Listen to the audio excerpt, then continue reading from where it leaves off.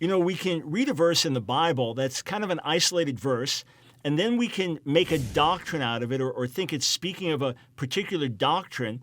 But in this case, the Bible makes reference to something called the doctrine of demons. Is there a specific doctrine that is the doctrine of demons, that they teach this particular doctrine, or is it generic, the types of doctrines taught by demons? And how do demons teach doctrines anyway? Well, the verse in question is 1 Timothy chapter 4, verse 1.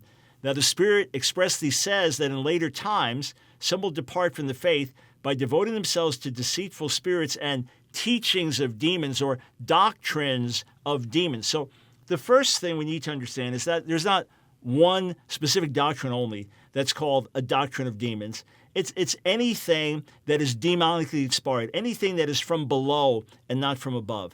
Anything is not just a human creation, but here specifically a satanic creation of deception. It could be something fundamental, a fundamental error about the nature of God, a fundamental error about atonement, a fundamental error about the Scriptures, a fundamental error about holiness. It could be something like that. It could be a more specific issue. And Paul makes reference, for example, to forbidding people to marry. So you have different cults and groups that say in order to be right with God, you can't marry. Some would say, hey, that even applies to the Catholic Church, saying if you want to be a priest, you can't marry. That's a further controversy there. But there are specific things Paul references, but it is a general statement. And demons seek to infiltrate in different ways.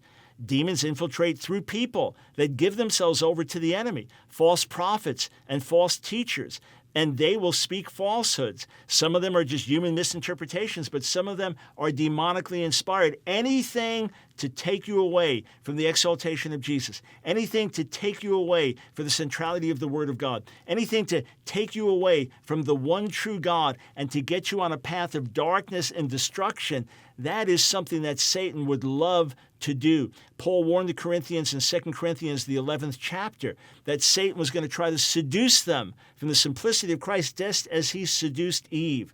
So he is a liar, and he is the father of lies. And he can come through other teachers. He can come through supernatural revelations that someone receives. That's how different false cults and religions are birthed. He can come just with those whispering voices and deception. What we need to do is humble ourselves before the Lord, be submitted to God's authority, be people of the Word that live in devotion to Him, and we then, if we do, will not be deceived by demonic doctrines.